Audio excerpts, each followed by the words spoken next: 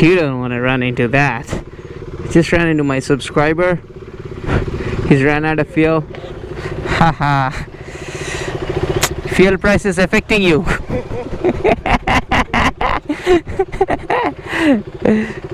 Oh, well, we was going to talk about a fuel blog, and here we have our subscriber Ronnie. He's run out of fuel. Maybe, you know, that's why you shouldn't raise fuel prices too much. People run out of fuel in the middle of the road. Anyways, get yourself fueled. Bye. See you later.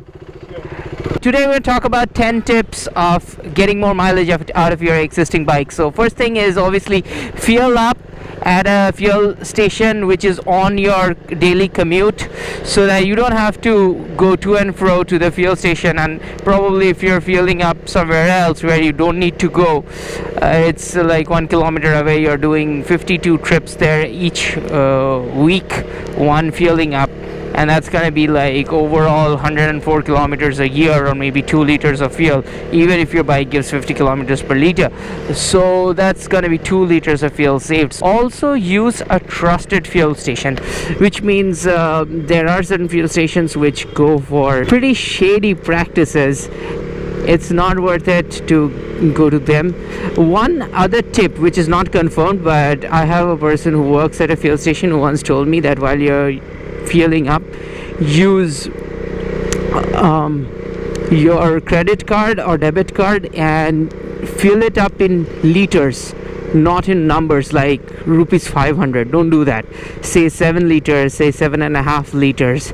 He says that this is more accurate, as some of the machines actually give out a bit less when you're using those numbers, cash numbers like 500 or 400, something like that.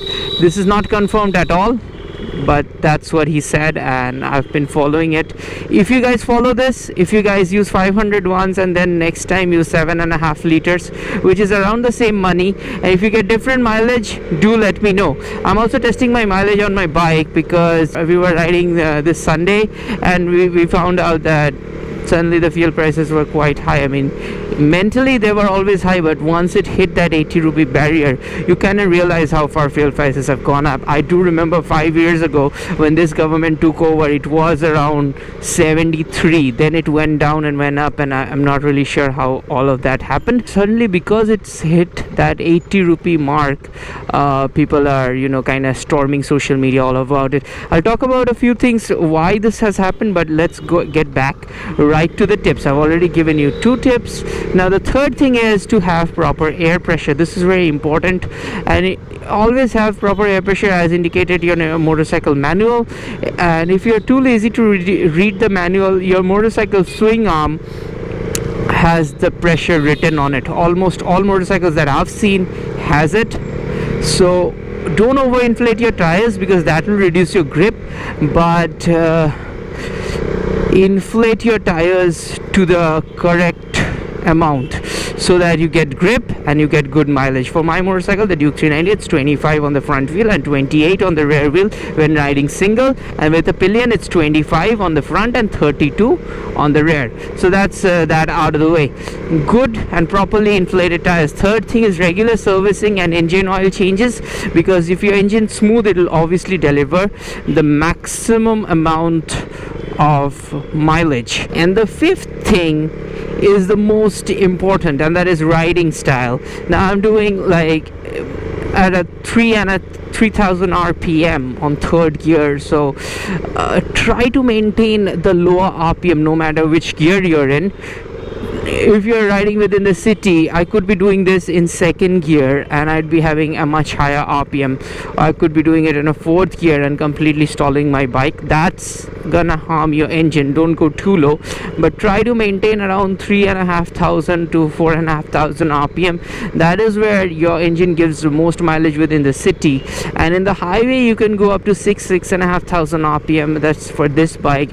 Each bike has its different. Some bikes have power modes like eco modes that kind of show you, commuter bikes especially, where you're getting maximum mileage. They have a green light kind of. I recently rode the TVS Entorq that also had that eco button, so you can see whether it's green or not and ride accordingly in those speeds, and it will give you more mileage. So try to keep that mileage friendly rev range.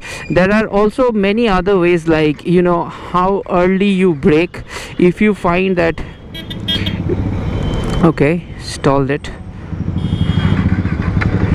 So there are other things like riding habit is not just about rev ranges. There are things like if you accelerate too harsh, that's gonna reduce your mileage. But if you're gonna accelerate gradually and deaccelerate gradually before, say, if you're going to see that the signal's red, so if you ride it really hard and then go brake at that point, you're probably burning up more fuel. Long duration signal, so I'm just gonna cruise to that signal, and that's gonna increase the mileage. So it's riding habit and driving habit is because some guys get a huge amount of mileage whereas some guys don't.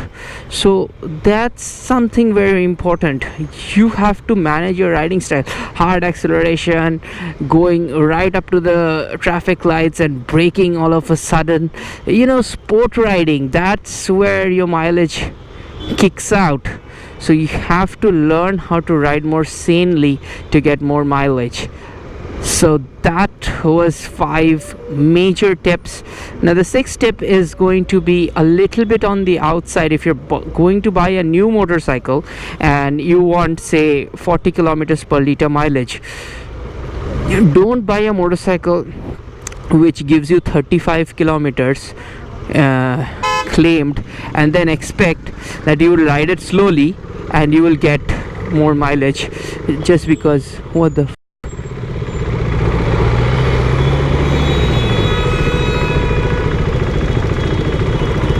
the signal turned green and it turned red again. When buying a new motorcycle, buy the one which is going to deliver the mileage that you need. Once a subscriber asked me that, should I buy a Pulsar 200 NS and I want 45 kilometers of mileage, I'll ride it very slowly.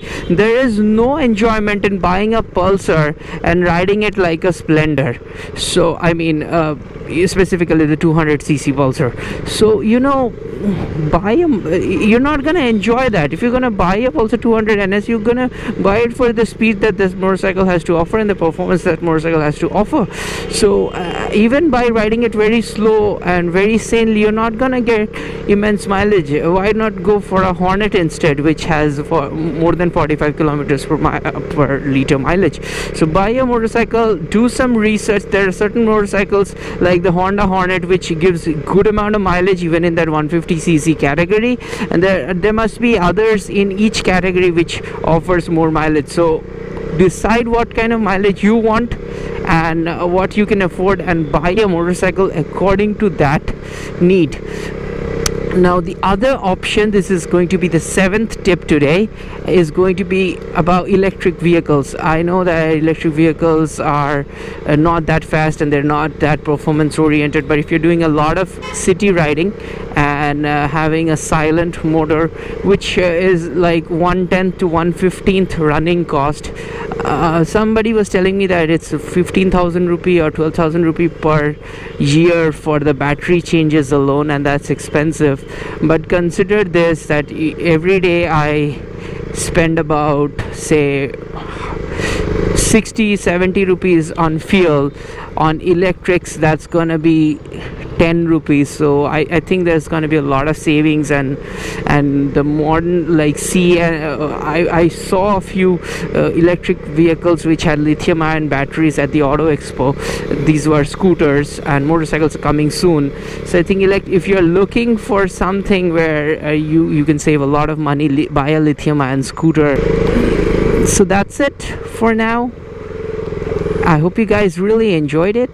If these tips help you, leave a thumbs up. If you have more tips, I want to listen to you. Put it down in the comment section below. If this is the first time on my channel, I would definitely ask you to hit that subscribe button. And if you're a regular subscriber, do hit that bell button, because that really helps. If you know a friend who would get help from these things, share this video with them. Thanks for watching, and I'll see you very, very soon. This is Rahul. Goodbye.